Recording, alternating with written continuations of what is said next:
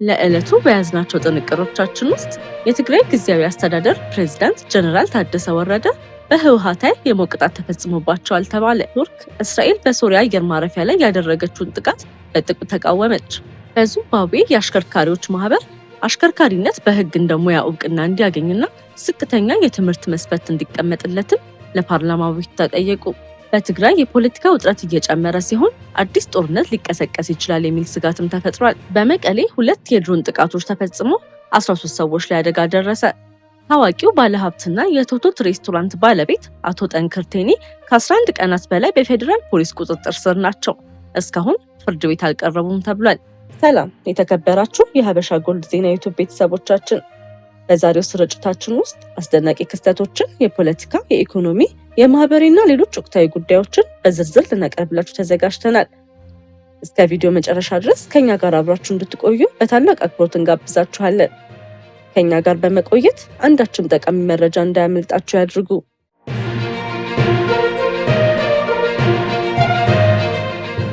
ወደ ዝርዝር መረጃዎቻችን እናልፋለን። ህወሓት ጀነራል ታደሰ ወረደ በሞት መቅጣቱ ተሰማ። በትግራይ ክልል ከፍተኛ የፖለቲካ መናወጥን የፈጠረ እርምጃ መወሰዱ ተሰምቷል። የትግራይ ክልል ጊዜያዊ አስተዳደር ፕሬዝዳንት የሆኑት ጀነራል ታደሰ ወረደ በህወሓት መራሹ ኃይል የሞት ቅጣት እንደተፈጸመባቸው ምንጮች ገልጸዋል። እንደ መረጃዎቹ ከሆነ ጀነራል ታደሰ ለረጅም ጊዜ በህወሓት የቁም እስር ቆይተዋል። ይህ የሞት እርምጃ የተወሰደባቸው ለሌላ አካል መረጃ አሽሉከዋል፣ የፖለቲካ ሴራ እየሰሩ ነው፣ ያካበቱትን ሀብት ህወሓትን ለመደገፍ ከመዋል ይልቅ ድሃ መስለው በብስክሌት እየተንቀሳቀሱ ገጽታ እያበላሹ ነው፣ እንዲሁም የትግራይ ወጣት የክልሉ ሰራዊት እንዳይቀላቀሉ እንቅፋት ሆነዋል፣ ቅስቀሳም አድርገዋል በሚል ክስና ሰበብ መሆኑ ታውቋል።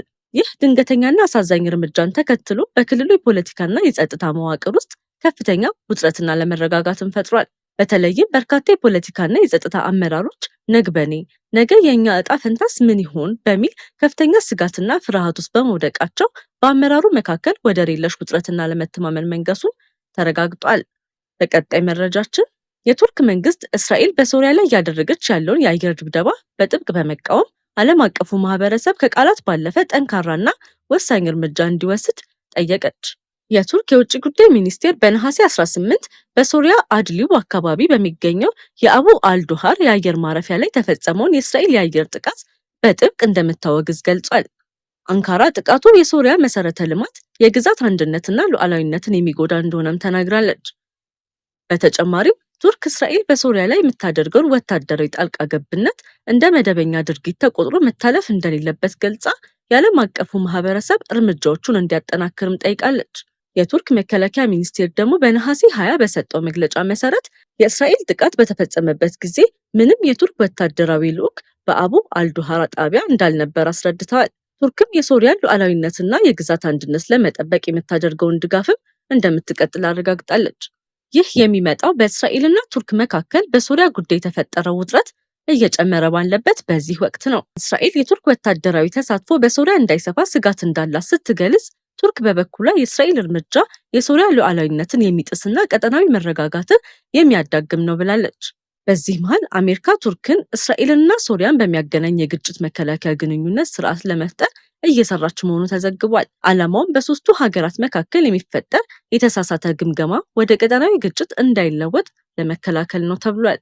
ወደ ቀጣዩ መረጃችን ስንተላለፍ የዚምባብዌ አሽከርካሪዎች ማህበር የአሽከርካሪነት ሙያ በህግ እውቅና አግኝቶ በተደራጀ ስርዓት እንዲመራና ወደ ሙያው ለመግባት ዝቅተኛ የትምህርትና የብቃት መስፈርት እንዲቀመጥ ጠንካራ አቤቱታ ለሀገሪቱ ፓርላማ አቅርቧል። ማህበሩ እንደሚገልጸው የአሽከርካሪነት ሙያ በተገቢ ደረጃ እንዲደራጅ ህጋዊ ተቆጣጣሪ ተቋም መቋቋምና በዘርፉ ያሉ የብቃት የስልጠናና የደህንነት ክፍተቶችን መቅረፍን ያስፈልጋል ብሏል። የዚምባብዌ ፓርላማም የቀረበውን አቤቱታ ተቀብሎ ጉዳዩን በዝርዝር እንዲመረምርና የውሳኔ ሀሳብ እንዲያቀርብ የትራንስፖርትና መሰረተ ልማት ቋሚ ኮሚቴ መርቶታል። የማህበሩ ጥያቄ በህግ ከተደገፈ የአሽከርካሪዎች የሙያ ብቃትን ለማሻሻል፣ የስልጠና ስርዓትን ለማጠናከርና የመንገድ ደህንነትን ለማሳደግ አስተዋጽኦ ያደርጋል የሚል ተስፋ ተጥሎበታል። ነገር ግን ጥያቄው ሌላ አዲስ ስጋትንም አስከትሏል። በይፋ የትምህርት ማስረጃ ባይኖራቸውም ለዓመታት በሙያው የቆዩ ልምድ ያላቸው አሽከርካሪዎች አዲሱ የትምህርት መስፈርት ከተጣለ ከስራ ገበያ ሊገለሉ ይችላሉ የሚል ስጋትን ተሰምቷል። በመሆኑም ጉዳዩ በዚምባብዌ የመንገድ ደህንነትና የሙያ ደረጃን ከማሻሻል ጋር በተያያዘ ትልቅ ክርክር እየፈጠረ ሲሆን፣ በአንድ በኩል የሙያ ብቃትና ደህንነት፣ በሌላ በኩል ደግሞ ልምድ ያላቸው አሽከርካሪዎች የስራ ዕድል እንዳይጎዳ የሚያስችል መፍትሄ ፍለጋ ትኩረት ሆኗል። በቀጣይም በትግራይ ክልል የፖለቲካ ፍጥጫ እየጨመረ በመምጣቱ ከዚህ ቀደም በህዝቡ ላይ ከፍተኛ ጉዳት ያስከተለው ጦርነት እንደገና ይቀሰቀሳል የሚል ስጋት ተፈጥሯል። የደብረጽዮን ቡድን ከኤርትራ ጋር በመቀራረብ የጦር ዝግጅት እያደረገ ነው የሚል ክስ የተሰነዘረበት ሲሆን በተለያዩ ቦታዎች የጦር መሳሪያ እያከማቸ ነው የሚሉ መረጃዎችም ቀርበዋል። በተጨማሪም የፕሪቶሪያው የሰላም ስምምነት እየተደፈረ ነው የሚል ወቀሳም ተሰምቷል። በተቃራኒው ግን እነዚህ ክሶች በተናጠል የቀረቡ ሲሆን የጦር መሳሪያ ክምችት ወይንም የውጭ ወታደራዊ ድጋፍ መኖሩን የሚያረጋግጥ በቂ ገለልተኛ ማስረጃ እስካሁን በይፋ አልቀረበም። በዚህ የፖለቲካ ውጥረት መካከል የሚሰጡ ጠንካራ መረጃዎች ሁኔታውን የበለጠ እንዳያባብሱ ስጋት ሆኗል። ተጨማሪ ጦርነት ቢከሰት ደግሞ የሰብአዊ ሕይወት በንብረትና በመሰረተ ልማት ላይ ከባድ ውድመትን ሊያስከትል ይችላል። የኢትዮጵያ መንግስት ግን ጉዳዩን በሰላማዊ ውይይት እንዲፈቱ ዝግጁ መሆኑን ገልጿል። በተለይም አዲስ ግጭት እንዳይከሰት የሚደረገው የፖለቲካ ጥረት እንዲጠናከር ጥሪዎች እየተሰሙ ይገኛሉ። አሁን የሚጠበቀው ጉዳይ ወደ አዲስ የጦርነት ዙር ሳይሸጋገር ተዋናዮቹ በውይይት መፍትሄ ማምጣት መቻላቸው ነው። ከዚሁ ባራቀ ዜና ነሐሴ 14 ቀን 2018 ዓ.ም በትግራይ ክልል ዋና ከተማ መቀሌ ላይ 2 የድሮን ጥቃቶች መፈጸማቸው ተዘገበ። የትግራይ ኮሚኒኬሽን ጉዳዮች ቢሮ ባወጣው መግለጫ መሰረት አንደኛው ጥቃት በሐውልቲ ክፍለ ከተማ ሞሞና አካባቢ በመኖሪያ ቤቶች አካባቢ መፈጸሙን ገልጿል። በጥቃቱም ሰዎች መጎዳታቸውን ቢሮ አስታውቋል። አይደር ስፔሻላይዝድ ሆስፒታል በበኩሉ ከድሮን ጥቃት ጋር በተያያዘ 13 ተጎጂዎች አዋቂዎችንና ህፃናትን ጨምሮ ተቀብሎ ሕክምና መስጠት መጀመሩን አስታውቋል። ተጎጂዎቹ ለሕክምናና ለቀዶ ጥገና ክፍል መግባታቸውም ተገልጿል። ሁለተኛው የድሮን ጥቃት ደግሞ በኩሃ አካባቢ መፈጸሙን የትግራይ ኮሚኒኬሽን ቢሮ ገልጿል። በዚህ ጥቃት እስካሁን የሰው ህይወት ወይንም ጉዳት መመዝገቡ አልተገለጸም። የትግራይ ኮሚኒኬሽን ቢሮ ጥቃቶቹ በኢትዮጵያ መንግስት እንደተፈጸሙ በመግለጽ ድርጊቱን አውግዟል። ቢሮ በተጨማሪም በቀጣይ ተጨማሪ የአየር ጥቃቶች ሊኖሩ እንደሚችሉ በመግለጽ የትግራይ ህዝብ ከፍተኛ ጥንቃቄ እንዲያደርግም አሳስቧል። በተጨማሪም የቢሮ መግለጫ የመንግስትን ድርጊት በጠንካራ ቃላት በመተቸት ከባድ ክሶችን አቅርቧል። እነዚህ ክሶች ግን የትግራይ ክልል ባለስልጣናት አቋም እንጂ የተረጋገጠ የገለልተኛ ምርመራ ውጤት እንዳልሆኑ መግለጽ ያስፈልጋል። የመቀሌው ጥቃት ዘገባ በተለያዩ የዜና ምንጮች መዘገቡ የጉዳዩን ክብደት ያሳያል። በአሁኑ ወቅት ዋናው ጥያቄ ጥቃቱ ለምን ኢላማ ተደረገ፣ በጥቃቱ ምን ያህል ጉዳት ደረሰና በቀጣይ ተጨማሪ ጥቃቶች ይኖራሉ ወይ የሚለው ሆኗል። በመጨረሻ ታዋቂው ባለሀብት ጠንክር ቴኒ በፌዴራል ፖሊስ ቁጥጥር ስር መዋላቸው ተገለጸ። የቶቶት ባህላዊ ሬስቶራንት ባለቤትና ዋና ስራ አስፈጻሚ አቶ ጠንክር ቴኒ ከነሐሴ 2 ቀን 2018 ዓ.ም ጀምሮ በፌዴራል ፖሊስ ቁጥጥር ስር እንደሚገኙ የቤተሰቦች ምንጮች መግለጻቸው ተዘግቧል። እንደነዚህ ምንጮች ገለጻ አቶ ጠንክር ከተያዙበት ጊዜ አንስቶ ለ11 ተከታታይ ቀናት በቁጥጥር ስር ቢቆዩም እስከ ነሐሴ 13 ቀን 2018 ዓ.ም ድረስ ፍርድ ቤት እንዳልቀረቡ ተገልጿል። ምንጮቹ በተጨማሪም የተጠረጠሩበት ወንጀል በግልጽ እንዳልተነገራቸውና የፍርድ ቤት የጊዜ ቀጠሮም እንዳልተጠየቀባቸው ገልጸዋል።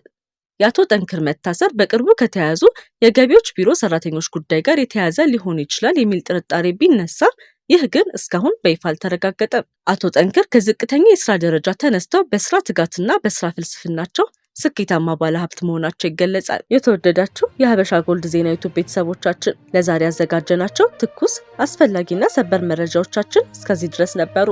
ጊዜያችሁን ሰጥታችሁ ከኛ ጋር ስለነበራችሁ ከልብ እናመሰግናለን። ሁልጊዜ ፈጣን፣ ትክክለኛ፣ የተረጋገጠና ሚዛናዊ ዜና እንዲደርሳችሁ በየቀኑ በትጋት እየሰራ እንገኛለን።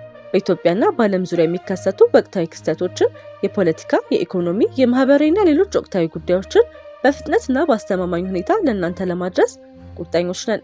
ከኛ ጋር ገና ካልተቀላቀላችሁ የሀበሻ ጎልድ ዜና ዩቲዩብ ቻናልን ሰብስክራይብ በማድረግ ቤተሰባችን ይሁኑ።